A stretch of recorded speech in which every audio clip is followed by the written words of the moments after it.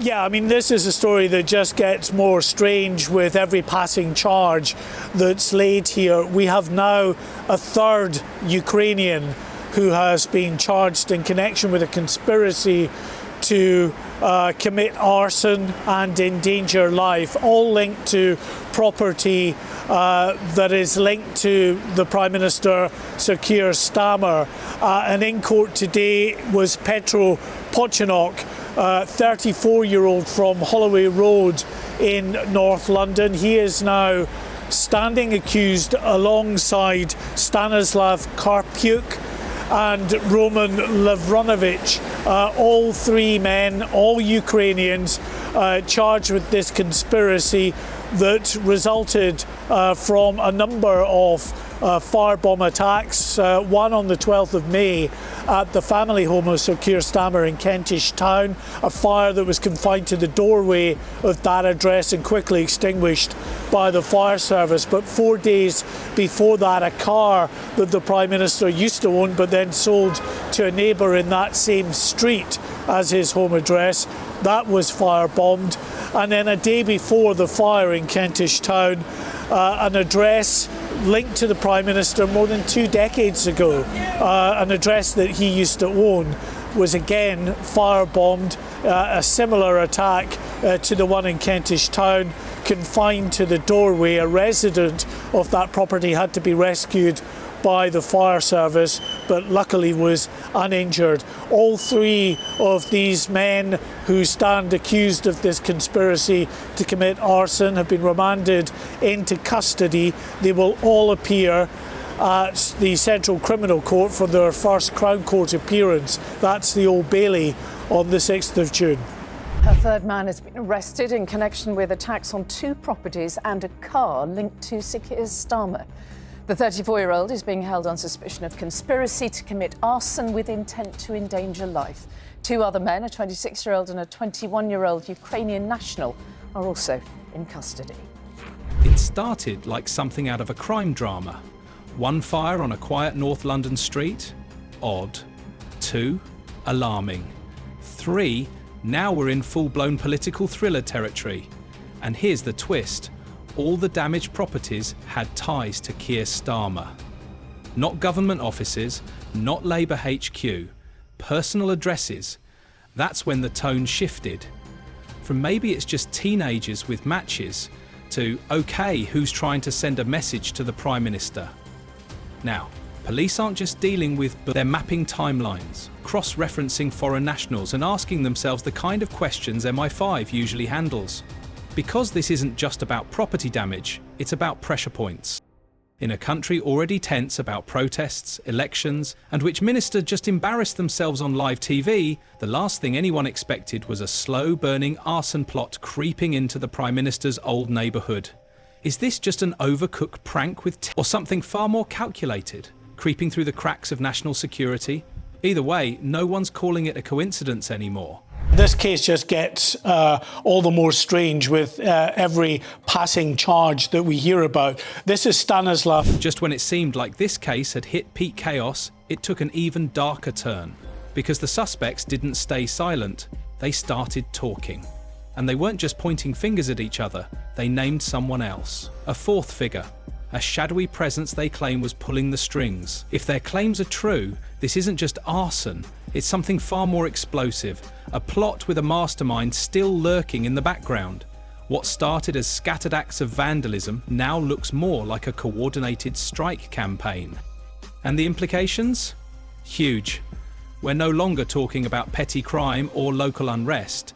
This case could redefine how Britain views political threats in an age where loyalties blur across borders, where fire can be weaponized without a single shot fired. This wasn't a lucky bust. Police followed a trail, one that was deliberate, chilling, and clear. And at the end of that trail were 3 men. Foreign nationals, different countries, different stories, but somehow working in unison. Focused, organized, almost like they'd trained for it. Now the real question is, who gave the order? This case just gets all the more strange with every passing charge that we hear about. This is Stanislav Karpiuk, who is a Ukrainian, born in Ukraine, but raised for at least part of the time in Romania. He's a Romanian national in that sense, but has been living for a number of years in the UK, currently addressed in Romford in East London. He is charged alongside another Ukrainian, Roman Lavranovich, who appeared in court last Friday. They are both charged with a series of firebomb attacks on properties linked to Prime Minister Sir Keir Starmer. One of those firebomb attacks was on a property in Kentish Town, confined to the entrance to that property and quickly dealt with. That was on the 12th of May.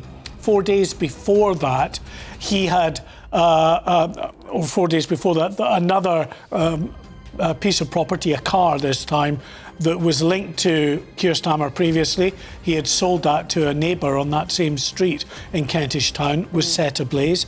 And then a day before the Kentish Town house fire, another property that was owned by Sir Keir Starmer 2 decades ago was set fire as well, and someone had to be rescued from the property in that time, but were uninjured.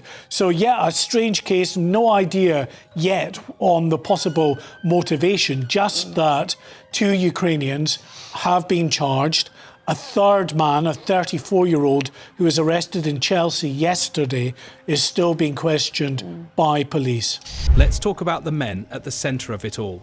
First, Roman Lavranovich, just 21 years old, hailing from Ukraine. Then Stanislav Karpiuk, 26, a Romanian national. And finally, Petro Pochino, 34, also Ukrainian. Together, they're now locked up, accused of launching a calculated wave of fire attacks across the capital. But before the trial could even begin, the case already started going sideways. 2 suspects appeared via video link, streamed from a high-security facility. But one man didn't bother. Petro Pochinov refused to leave his cell. No reason, no statement, just a no-show at his own court appearance, leaving the judge visibly irritated and courtroom whispers flying. That moment shifted everything. This wouldn't be a standard criminal case. No smooth legal proceedings, no neat resolutions. The stage was set for something far messier and far more serious, because the charges go way beyond arson. Investigators aren't just dealing with scorched buildings. They believe these fires were carefully staged acts of intimidation, not random, not rushed. Each attack was spaced out over weeks, timed and placed with unsettling precision. Every site had symbolic meaning. Every date felt charged. This wasn't destruction for fun. This was a signal. Police and fire investigators have been here gathering evidence, and a 21-year-old man has been arrested on suspicion of arson with intent to endanger life in connection with all 3 fires. The first fire began on Thursday, the 8th of May. Firefighters were seen tackling a blazing car here on a residential street in North London. The vehicle has been owned by the Prime Minister's family, and it happened just a few doors down from his family's home. 3 days later, another fire, this time in Islington, just 3 miles from where the first blaze took place, at a property also connected to the PM. Then on Monday morning, a suspected arson attack on the property owned by Sir Keir Starmer in Kentish Town. It's where he lived before moving to Downing Street when he became Prime Minister. Scorch marks are clearly visible on the brickwork around the porch. Fortunately, no one has been injured, but counter-terrorism police are leading the investigation. A 21-year-old man has been arrested on suspicion of arson with intent to endanger life in relation to all 3 fires. It started quietly, April 17th, a suspicious fire in a quiet London neighbourhood. No breaking news banner, no media frenzy, just smoke, sirens and a few raised eyebrows. But that was just the beginning. By May, the fires escalated, and fast. On May 8th, a vehicle went up in flames in Kentish Town, the same neighbourhood where Prime Minister Keir Starmer once lived. Then, on May 11th, a converted flat in Islington caught fire, and just 1 day later, May 12th delivered the biggest shock yet. Starmer's former residence was allegedly targeted. In the dead of night, 3 attacks. 5 days, all linked to one man, the UK's sitting Prime Minister. These weren't government offices, they weren't official properties, they were private homes, intimate personal spaces. And that's what's made this more than just a criminal investigation. It's now a national security crisis, because this wasn't just fire. It was symbolism, intimidation, a message meant to be heard in the halls of power. Now, here's where it gets even more surreal. Despite the gravity of these attacks, justice is crawling forward. The suspects were charged this spring, but the next hearing, not until October 17th, and the trial, April 27th, 2026. That's almost 2 full years to wait while the legal system prepares for what many are calling one of the most politically sensitive cases in recent memory. And by the time that courtroom opens its doors, the country may have changed. There could be a new Prime Minister, a new government, a new climate altogether. But the charges will remain. Coordinated attacks on homes, tied to the man who once led the nation. A fourth person has just been arrested in connection to the arson attacks on Prime Minister Rodney's properties. The police say the 48-year-old man was arrested and detained at Stansted Airport. They also go on to say that he was initially stopped by officers under the Terrorism Act, before then being arrested on suspicion of conspiracy to commit arson with intent to endanger life. They have not yet released the information of where this 48-year-old man is initially from. Is he from Ukraine like the others? Well, I think they're kind of claiming one of them was Romanian, but he also had a Ukrainian citizenship. But what is going on behind this? The 3 men are due to reappear in court, I think, on the 6th of June. Will we find more details then as to what has led to all of this? What's behind all of this? Many people saying and believing that Rodney had some sort of relationship with one of them, the initial attacker or the initial suspect. Let's wait and see, give it a couple of days. The other 3 suspects are back in court. Let's see what information comes to light. I personally think they're going to cover this up in some way, shape or form, especially if he's got any connection to any of the 3 or 4 blokes that have been arrested on it. Just know they'll fucking cover it up, for fuck's sake. This case isn't just about reckless damage anymore. Prosecutors are going for the jugular, arguing that this wasn't just destruction for destruction's sake. They're calling it intentional, deliberate, dangerous. That alone vaults it out of vandalism territory and straight into something far more chilling, an open assault on public safety and possibly the political system itself. And the timeline? Long and winding, yes, but every extra day only underlines how seriously investigators are treating this. Phone records, travel logs, hidden conversations, everything is now evidence. And if it turns out this was part of something bigger, the fallout won't just be a few orange jumpsuits. It could rattle institutions. Then came the twist nobody saw coming. Just when authorities thought they'd closed the circle, a 4th man, completely off the radar, was quietly arrested at Stansted Airport. No chase, no disguises, just a calm walk to the gate cut short by counter-terror officers. The suspect is 48, no name released. But timing is everything. His arrest came days after the others were charged. Was he trying to escape? Was he sent to clean something up? Or was it just the world's worst timed holiday?